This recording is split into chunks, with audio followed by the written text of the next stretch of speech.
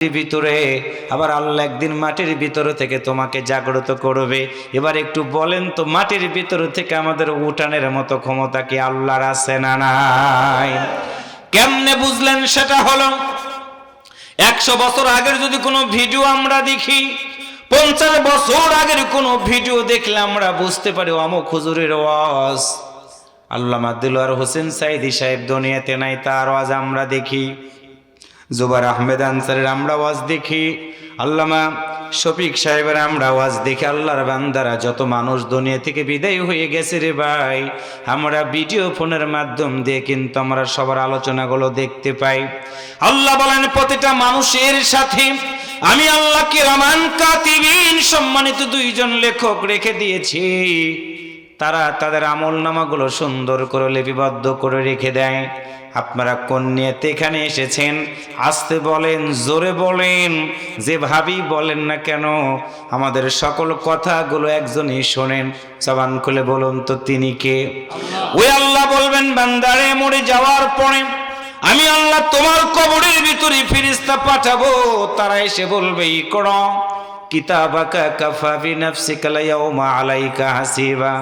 বান্দারে দুনিয়ার জীবন শেষ, বক্তাগিরি শেষ, মেম্বারগিরি শেষ, চেয়ারম্যানগিরি শেষ, শিক্ষকতা শেষ। এবার তুমি জবাব দাও, দেখবো তোমার আমলনামার ভিতরে কি আছে। আমি আল্লাহ দেখব আমার আমলনামার সব কিছু। আমি আল্লাহকে যখনই দেখাবো আমার আমলনামার ভিতরে যদি নামাজ না থাকে, রোজা না থাকে, আল্লাহর জমিনে দিন কায়েমের আন্দোলন না থাকে, আল্লাহর আইনের বিধান যদি না থাকে, মসজিদের জন্য দান যদি না থাকে, মাদ্রাসার জন্য দান যদি না থাকে, সৎ কাজের আদেশ যদি না থাকে, অসৎ কাজের নিষেধ যদি না থাকে, আমার আল্লাহ সেদিন আমাকেই বলবে, বলো তোমার আমলনামা তো দেখলাম তুমি তো জাহান্নামী হয়ে গেছো। দুনিয়ার বিচারকেরা ঘুষ খেয়ে বিচার করে নিরপরাধ মানুষগুলোকে দোষী বানায়, আর দোষী মানুষগুলোকে কিন্তু নিরপরাধ বানায় দুনিয়ার অনেক বিচারক। একসাথে বলেন আছে না নাই? আল্লাহর বান্দারা, এই আমলনামা সেদিন উঠানো হবে, আল্লাহ দেখবে আমার আমলনামার ভিতরে কি আছে। ওই দিন যদি আমরা আল্লাহর কাছে বলতে পারি, আল্লাহ কষ্ট করে বাগদার মাদ্রাসার মাহফিলে আমরা বসেছিলাম, মাদ্রাসা ময়দানে বসে কোরআন শুনেছিলাম, যতদিন বাঁচবো আল্লাহ তোমার পথে থাকার সিদ্ধান্ত নিয়েছিলাম। আল্লাহ তুমি আমার হায়াতের রশিটা শেষ করে দিয়েছ, মাটির মানুষকে মাটির কবরের ভিতরে রেখে দিয়ে এসেছে। আল্লাহ এবার তুমি বলো, মাটির কবরের ভিতরে আমি কতদিন থাকবো?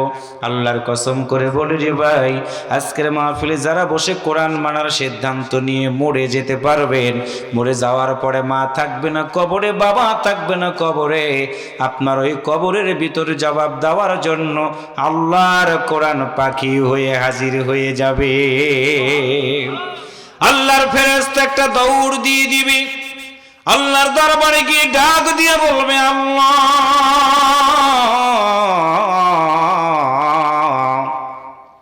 বাগদা কবরস্থানে গিয়েছিলাম তোমার বান্দাকে প্রশ্ন করার জন্য, তোমার বান্দা জবাব দেয় না, কোরআন জবাব দেওয়ার জন্য হাজির হয়ে গেল।